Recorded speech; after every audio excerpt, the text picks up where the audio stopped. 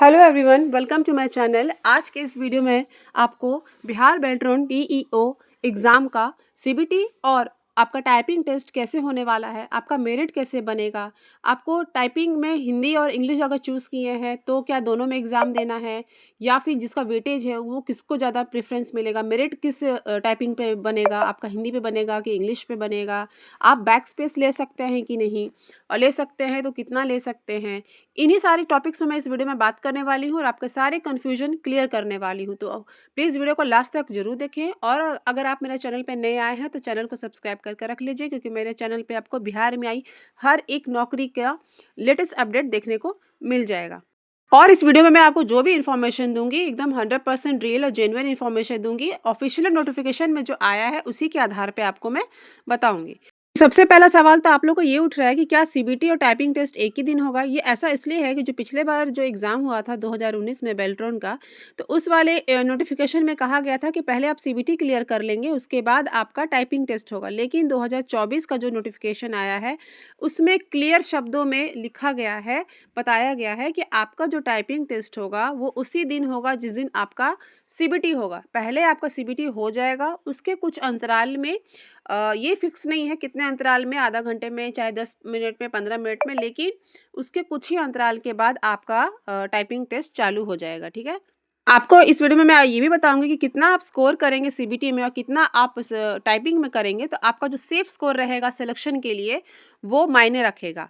ठीक है, तो देखिए यहाँ पे मैं हाईलाइट करके दिखा रही हूँ कि आप जो भी नंबर लाएंगे, आपको जैसा कि पता है कि MCQ क्वेश्चंस पूछे जाएंगे, मल्टीपल चॉइस क्वेश्चन 60 क्वेश्चंस रहेंगे। सिलेबस मैंने कल ही बताया है, एक वीडियो बनाई थी मैं, उसमें सिलेबस बता चुकी हूँ डिटेल में।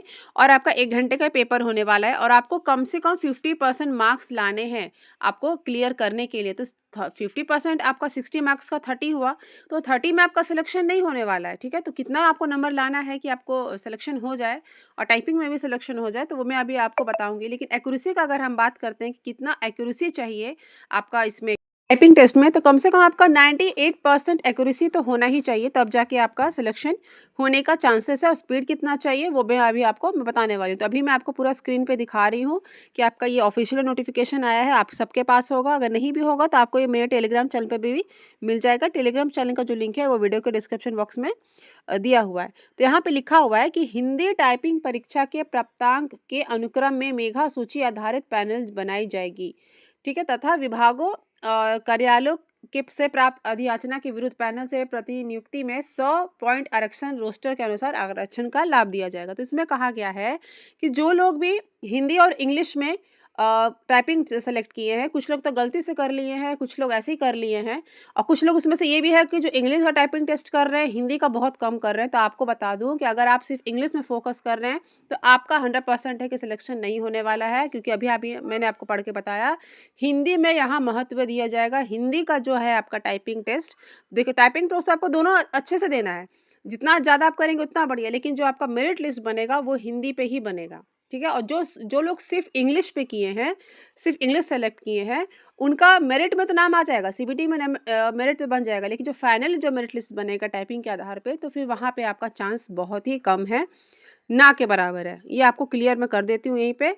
और हिंदी में अगर मैं बात करूँ कि क्या स्पीड चाहिए, हिंदी में देखिए मांगा गया है 25 वर्ड्स पर मिनट, लेकिन 25 से काम नहीं चलेगा। आपको कम से कम 35 और 40 प्लस जब आपका स्पीड रहेगा विद 98% एक्यूरेसी, तब जाके आपका सिलेक्शन होगा, क्योंकि 4 लाख फॉर्म भरा गया है। ठीक है, 4 लाख फॉर्म भरा गया है और सीट का भी कुछ कंफर्म नहीं है, लेकिन फिर भी अगर हम एज्यूम भी करते हैं, अनुमान भी लगाते हैं, तो आपका 6 से 7 हज़ार सीट होगा। तो आप ही बताइए कितना परसेंट आपका चांस है सिलेक्शन लेने का। अब हम बात करते हैं कि क्या बैक स्पेस ले सकते हैं, तो जी हाँ, बैक स्पेस ले सकते हैं, लेकिन जितना आप कम लेंगे उतना आपके लिए बेटर होगा, उतना ही स्पीड आपका बढ़ेगा। तो जैसा कि मैंने बताया कि हिंदी में आपका 35 से 40 प्लस होना चाहिए और इंग्लिश में आपका 30 मांगा गया है, तो 30 में आपका कम से कम आपका 45 प्लस स्पीड होना चाहिए, तभी जाके आपका जो मेरिट है, फाइनल सिलेक्शन है, वो चांस बढ़ेगा, क्योंकि कंपटीशन बहुत ज़्यादा है। ये बहुत दिनों के बाद ये वैकेंसी आई है, तो आपको पता है कि बहुत सारे लोगों ने भरा है इस फॉर्म के लिए। तो अगर आप इतना अच्छा से नहीं करेंगे तो आपका चांस बहुत ही कम हो जाएगा। 98 एक्यूरेसी लाने का पूरा पूरा कोशिश कीजिए, जितना हो सके प्रैक्टिस कीजिए, बहुत कम टाइम आपके पास बचा है। और आपका जो CBT होगा वो भी टफ होने वाला है, क्योंकि सीबीटी अगर आपको ईज़ी दे देगा तो बहुत सारे लोग ऐसे ही क्लियर कर जाएँगे। तो इसलिए सीबीटी भी आपका टफ़ होने वाला है और टाइपिंग भी आपको ज़्यादा से ज़्यादा जितना माँगा गया है सिर्फ़ उतना नहीं लाना है, वो तो क्वालीफाइंग नेचर है। आपको सिलेक्शन लेना है, सिर्फ़ क्वालीफाई नहीं करना है। तो आपको जितना मैं बताया कि टाइपिंग स्पीड इतना चाहिए, सीबीटी में इतना चाहिए, तो आपको लाना पड़ेगा।